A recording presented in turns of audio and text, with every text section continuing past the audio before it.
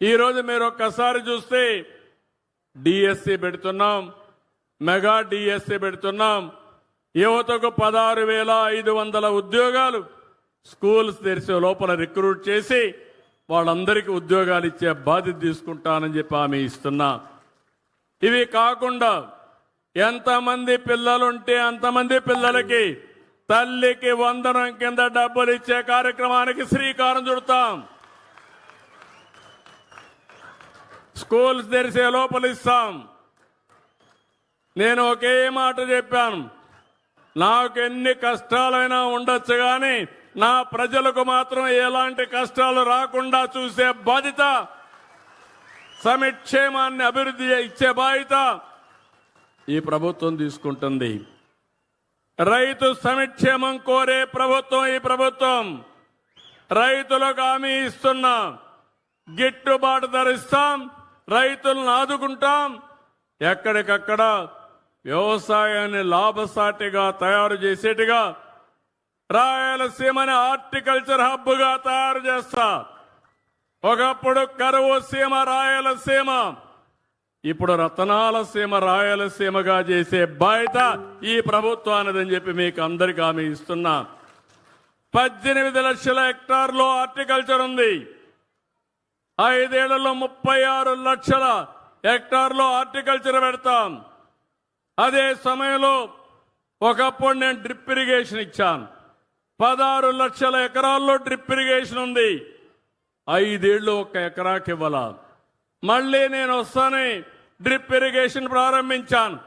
90,000 రూపాయలు ప్రతి రైతుకి 90% సబ్సిడీతో 10 ఎకరాల వరకు మైక్రో ఇరిగేషన్ ఇచ్చే పార్టీ ఎన్డీఏ పార్టీ అని చెప్పి కూడా నేను మీకు తెలియజేస్తున్నా. దీన్ని కూడా పెంచుతాం. దీనివల్ల 1 ఎకరాకు వాడే నీళ్లు 2.5 ఎకరాలకు వాడుకోవచ్చు. ఇంకో పక్క మైక్రో ఇరిగేషన్ గాని మోడర్నైజ్ చేస్తే యాప్ ద్వారా, ఫోన్ ద్వారా నీళ్లు ఎప్పటికప్పుడు మీరు పారించుకునే పరిస్థితి వస్తుంది. దీనికి కూడా శ్రీకారం చుడతాను. మళ్ళీ మా ఆడబిడ్డలందరికీ చెబుతున్నాను, రైతుల కోసం అన్నదాత కింద ఈ డబ్బులు ఇవ్వడం ఏదైతే 20,000 రూపాయలు ఇస్తున్నాం, కేంద్రం 6,000 ఇస్తుంది. రాష్ట్రం 14,000 రూపాయలు కేంద్రం ఇచ్చేదానికి సమానంగా 3 విడతల్లో పూర్తిగా మీ అకౌంట్లో డబ్బులు వేసే బాధ్యత మేము తీసుకుంటాం. ఇది కాకుండా ఇంకొక పక్కన ఏదైతే నేను చెప్పానో మా ఆడబిడ్డలు బస్సుల్లో ఉచిత ప్రయాణ సౌకర్యం కూడా తొందరలోనే ఇస్తా. దీనికి కూడా ఆలోచిస్తున్నాను. అవసరమైతే ఆగస్టు 15న స్వాతంత్ర దినోత్సవాన తప్పకుండా మా ఆడబిడ్డలు అప్పటి నుంచి ఉచిత ప్రయాణ సౌకర్యం ఏర్పాటు చేసే బాధ్యత ఈ ప్రభుత్వానిది. కరెంటు ఉచితంగా ఇస్తాం. చాలా మంది పేదవాళ్ళకి ఇస్తున్నాం.